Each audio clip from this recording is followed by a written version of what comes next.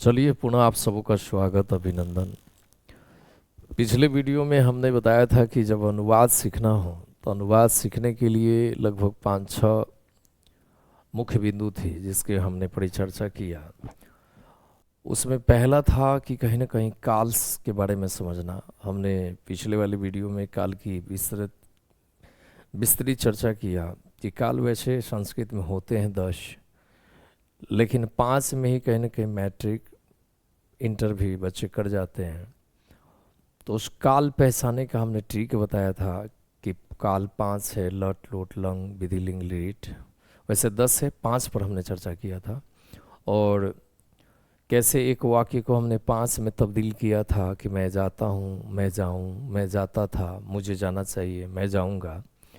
उसकी पहचान भी बताए थे कि अगर है हूँ लगा है तो वर्तमान काल, था थे थी है तो भूतकाल, गागे है भविष्यत काल, चाहिए तो विधि लिंग। और कोई आदेश दे रहा हो या आप किसी से निवेदन कर रहे हैं तो लोट लकार के अंतर्गत आता है। मुझे विश्वास है कि शायद उस वीडियो के माध्यम से आप सभी को समझ में ज़रूर आया होगा।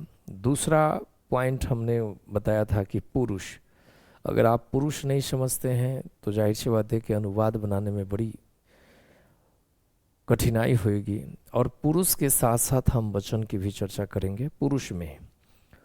वैसे हम लोग जानते हैं कि हिंदी में वचन दो है, एक वचन और बहुवचन। इंग्लिश में भी दो हैं, सिंगल और प्लूरल। लेकिन संस्कृत में 3 वचन है। एक वचन तो होता ही है, बहुवचन भी होता है। एक अलग से है तो वही है द्विवचन। तो एक का बोध हो तो एक वचन, दो का बोध हो तो द्विवचन, और दो से ज़्यादा का बोध हो तो बहुवचन। तो आइए हम पुरुष की चर्चा कर लेते हैं। पुरुष होते हैं 3 प्रकार के। और पुरुष है क्या? जब हम सर्वनाम हिंदी में जब व्याकरण की चर्चा करेंगे तो उस पर भी परिचर्चा करेंगे विशद रूप से कि सर्वनाम के 6 भेद होते हैं। उसमें पहला भेद है पुरुषवाचक सर्वनाम। तो कहता है जिससे स्त्री और पुरुष दोनों का बोध हो उसे हम पुरुषवाचक सर्वनाम कहते हैं। उसके 3 भेद होते हैं और उसी 3 भेद की चर्चा करना है।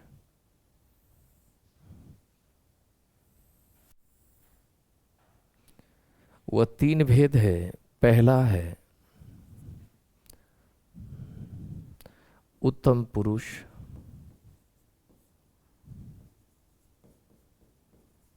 दूसरा है मध्यम पुरुष,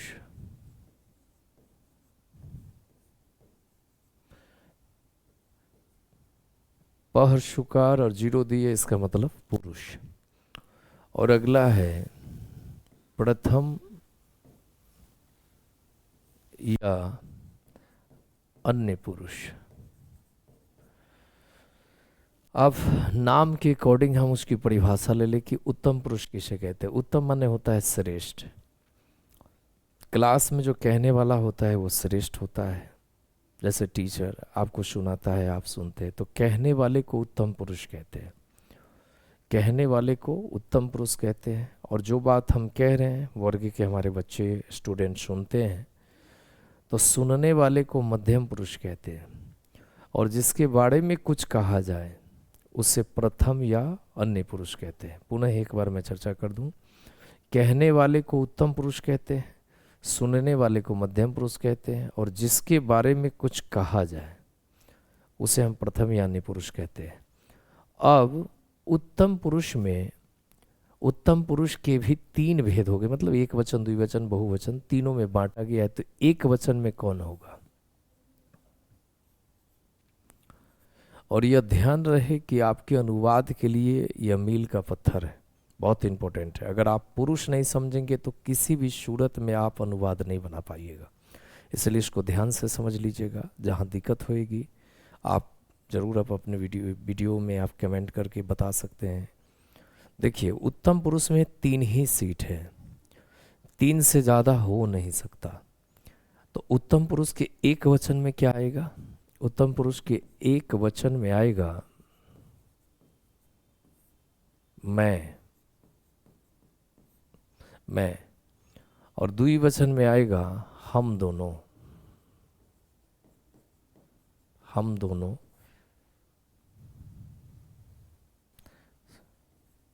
यहाँ द्विवचन में आ गया हम दोनों, और बहुवचन में आ जाएगा हम लोग या हम सब भी कह सकते हैं। संस्कृत में इसको क्या बोलेंगे? संस्कृत में बोलेंगे इसको अहम। हम दोनों को बोलेंगे आवाम, और हम लोगों को बोलेंगे वयम। इसको सदैव याद रहे कि उत्तम पुरुष के एक वचन में क्या आएगा? मैं, जिसको हम संस्कृत में अहम कहते हैं। द्विवचन में आएगा हम दोनों, जिसको हम आवाम कहते हैं, और बहुवचन में होगा हम लोग, जिसको हम वयम कहते हैं। फिर मध्यम पुरुष के एक वचन में क्या आएगा, द्विवचन में क्या आएगा, और बहुवचन में क्या आएगा? तो एक का मतलब हो गया एक वचन, ध्यान रखिएगा शॉर्ट। एक वचन में आएगा तुम,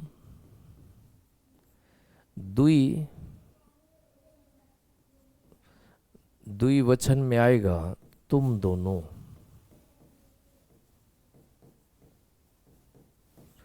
और बहुवचन में आएगा तुम लोग या तुम सब। इसको हम संस्कृत में क्या कहेंगे? त्वम मतलब तुम, युवाम मतलब तुम दोनों, और यूयम माने तुम लोग। इसको सदैव ध्यान रखें, याद रहे कि मध्यम पुरुष के एक वचन में क्या होगा? तो तुम। मध्यम पुरुष के द्विवचन में क्या होगा? तो तुम दोनों। और मध्यम पुरुष के बहुवचन में क्या होगा? तुम लोग या तुम सब। उत्तम पुरुष में 3, मध्यम पुरुष में 3। इस 3 और 3 6 को एक तरफ कर दिया जाए तो संसार के जितने भी नामांकन होगा, नाम आएंगे, वो सब प्रथम यानी पुरुष में जाएगा। लेकिन दुर्भाग्य है कि बच्चे इसको समझ नहीं पाते हैं और संस्कृत को बोझिल बना लेते हैं। अगर मेरी वीडियो आप देख रहे हो तो मैं पुनः आपका ध्यान यहाँ अपने वीडियो की तरफ आकर्षित करना चाहूँगा कि उत्तम पुरुष में 3, मध्यम पुरुष में 3, तो 3 और 3 6। इस 6 को केवल आप समझ लिए तो इधर जो भी नाम आएगा वह सब प्रथम या अन्य पुरुष में जाएगा। मैं पुरुष की बात कर रहा हूँ तो प्रथम या अन्य पुरुष में जाएगा। एक होगा तो एक वचन, 2 होगा तो द्विवचन, और 2 से ज़्यादा होगा तो बहुवचन में आएगा। जैसे प्रथम या अन्य पुरुष के एक वचन में क्या होगा, इसको समझना है। द्विवचन में क्या होगा और बहुवचन में क्या होगा? तो एक वचन, ये द्विवचन, और ये हो गया बहुवचन। एक वचन में आएगा वह, द्विवचन में आएगा वे दोनों, और बहुवचन में आएगा वे लोग या वे सब। वे लोग या वे सब। लेकिन हम इंग्लिश में भी पढ़ते हैं कि ही माने वह, सी माने वह। उसी तरह से थोड़ा सा इसमें नामकरण संस्कृत में अलग अलग हो जाएगा। वह को संस्कृत में कहेंगे स, यह हो गया पुल्लिंग के लिए, यह हो गया पुल्लिंग के लिए, यानी कि लड़का के लिए स, लड़की के लिए सा, स्त्रीलिंग के लिए। और नपुंसक लिंग, न स्त्रीलिंग है न पुल्लिंग है, किसी अन्य का बोध कराता है, उसके लिए आएगा तत्। तत् हो गया नपुंसक लिंग के लिए, नपुंसक लिंग के लिए। इसको ध्यान में रखें आप। वे दोनों को संस्कृत में कहते हैं तो, यह हो गया पुल्लिंग के लिए, ते स्त्रीलिंग के लिए, और फिर ते नपुंसक लिंग के लिए। वे लोगों को संस्कृत में कहेंगे ते,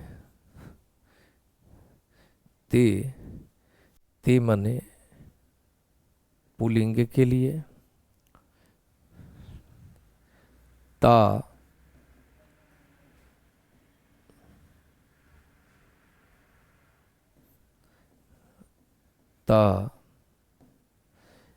स्त्रीलिंग के लिए, और तानी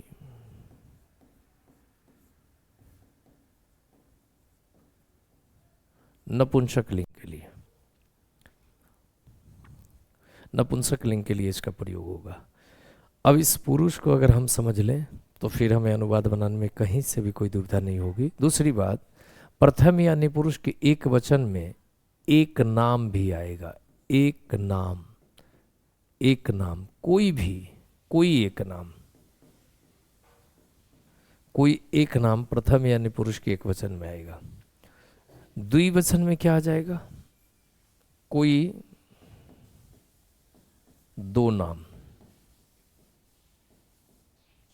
और बहुवचन में दो से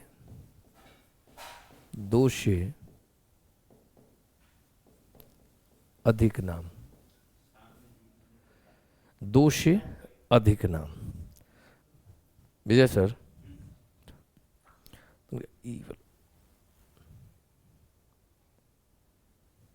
हल्का सा आ जाए तो, हाँ हल्का, जी जी रहने दिया जाए, जी जी ठीक, ठीक। तो इसको ध्यान से समझ ले कि प्रथम यानी पुरुष के एक वचन में आ गया वह, जिसको पुल्लिंग में हम स कहेंगे, स्त्रीलिंग में कहेंगे सा, नपुंसक लिंग में तत् का प्रयोग करेंगे, और दुनिया का कोई एक नाम प्रथम यानी पुरुष के एक वचन में आ गया। द्विवचन में आएगा वे दोनों जिसको संस्कृत में हम तो पुल्लिंग के लिए बोध कराते हैं, स्त्रीलिंग के लिए ते, और ते नपुंसक लिंग के भी लिए, और दुनिया का कोई दो नाम इसमें आएगा। उसी तरह से बहुवचन में वे लोग, तो पुल्लिंग के लिए ते, स्त्रीलिंग के लिए ता, नपुंसक लिंग के लिए तानी, और दो से अधिक नाम आएगा। अब हम कुछ उदाहरण के माध्यम से समझ लें कि पुरुष की हम पहचान कैसे कर रहे हैं। मान लेते हैं कि उदाहरण में हम ले लेते हैं, उदाहरण में ले लेते हैं सोहन, मेरी दादी, मेरी दादी, चार कुत्ते,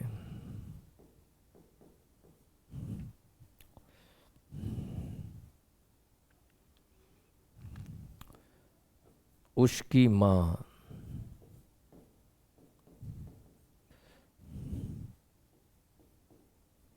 हम सब, तुम दोनों, शिक्षक, शिक्षक,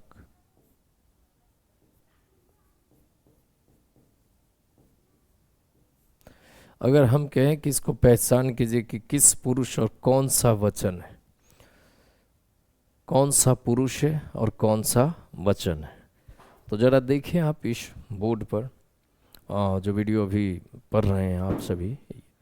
तो सोहन है, एक नाम है। जैसे ही सोहन एक नाम है तो नाम किस में आएगा? प्रथम यानी पुरुष में आएगा। चूंकि मैं, हम दोनों, हम लोग, तुम दोनों, तुम लोग, छह को हटाएं तो सीधे प्रथम यानी पुरुष में जाएगा। तो सबसे पहले हो गया पुरुष यानी प्रथम पुरुष। और कौन सा वचन? तो सोहन अकेला है तो एक वचन। ये अगर पहचान करने आ गया तो मैं समझता हूँ कि अनुवाद बनाना बहुत आसान हो जाएगा। फिर कहता है मेरी दादी। फिर मैं में और मेरी में अंतर है। बच्चे यहाँ कंफ्यूज कर जाते हैं कि यहाँ पे मैं है, यहाँ मेरी है। इंग्लिश में भी मेरी के साथ माई नेम इज लगाते हैं और आई के साथ एम लगाते हैं, बड़ा अंतर है इसमें। तो मेरी दादी है तो नाम है, ये भी आएगा प्रथम पुरुष एक वचन में। चार कुत्ते, फिर कह रहे हैं इधर छौ में से कोई नहीं मिल रहा है तो ये प्रथम यानी पुरुष में जाएगा। तो चार कुत्ते हैं तो हो गया प्रथम पुरुष बहुवचन। उसकी माँ, फिर ये आ जाएगा प्रथम पुरुष एक वचन। और हम सब है, जैसे ही हम सब आएगा तो हम लोग या हम सब उत्तम पुरुष बहुवचन, तो यह हो जाएगा उत्तम पुरुष बहुवचन में आ जाएगा। फिर कहता है तुम दोनों, जैसे ही तुम दोनों हो आएगा तो मध्यम पुरुष द्विवचन, तो यह आ गया मध्यम पुरुष द्विवचन। उसी तरह से आ गया शिक्षक, तो शिक्षक है, नाम है, तो ये भी आएंगे प्रथम पुरुष एक वचन, प्रथम पुरुष एक वचन।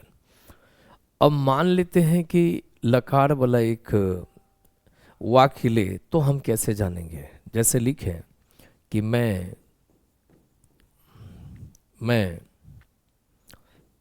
पढ़ता हूं। हम बताए थे कि इसमें पॉइंट समझना है कि पहले काल समझना है। तो सबसे पहले हम इसमें पॉइंट लगा ले कि काल समझेंगे, तो हैं हूँ है, तो ये हो जाएगा लट लकार, लट लकार यानी वर्तमान काल। दूसरी बात, यहाँ जो मैं है वह कौन सा पुरुष है? तो ये पुरुष है, तो ये पुरुष हो जाएगा उत्तम पुरुष एक वचन। इतना आप समझ चुके हैं। अब जो हम आगे जो बात करेंगे, इसके साथ मैं के साथ जो क्रिया है, इस क्रिया में जो सूत्र लगेगा उस पर हम चर्चा करेंगे। और वो सूत्र अगर हम जान गए तो फट दे इसके साथ इसमें सूत्र फिट कर देंगे और मेरा अनुवाद आराम से बनेगा। तो मुझे उम्मीद है कि शायद ये आपको अच्छी तरह समझ में आया होगा। आप इसको समझें, एक नोटबुक में आप इसको लिखें, जहाँ से भी आपकी परेशानी हो। मैं समझता हूँ ये सहज है। मैं पुनः एक बार और चर्चा कर दूँ कि पुरुष 3 प्रकार के होते हैं, उत्तम पुरुष, मध्यम पुरुष और प्रथम यानी पुरुष। उत्तम पुरुष कहने वाले को उत्तम पुरुष कहते हैं। इसमें 3 ही मात्र सीट है, एक वचन में मैं, द्विवचन में हम दोनों और बहुवचन में तुम लोग। मध्यम पुरुष में भी 3 ही सीट है, सुनने वाले को मध्यम पुरुष कहते हैं। एक वचन में तुम, द्विवचन में तुम दोनों और बहुवचन में तुम लोग। और 3 उत्तम पुरुष 3 मध्यम पुरुष को अगर छांट ले तो दुनिया का जो भी नाम आएगा, जो भी हो, वो सब प्रथम यानी पुरुष में जाएगा। एक होगा तो एक वचन में, 2 होगा तो द्विवचन में, और 2 से ज़्यादा होगा तो बहुवचन में। लेकिन आपको अनुवाद बनाने के लिए ये सबका कहीं ना कहीं संस्कृत नाम याद करना बहुत आवश्यक है। बिना आप संस्कृत के कहीं ना कहीं ये नाम आप याद नहीं रहेगा तो आपसे अनुवाद बनेगा ही नहीं। जैसे लिखा रहेगा मैं लिखता हूँ, तो मैं के लिए आपको लिखना पड़ेगा हम, फिर क्रिया लिखना पड़ेगा कि लिख माने लिखना होता है, और जब हम सूत्र पढ़ाएंगे तो आराम से लग जाएगा। तो मुझे विश्वास है कि आपको ये वीडियो के माध्यम से समझ में ज़रूर आएगा। और आगे जो हम चर्चा करेंगे सूत्र, उसको भी आप ध्यान से देखिए और इसके बाद आप छोटा मोटा अनुवाद आराम से बना सकते हैं।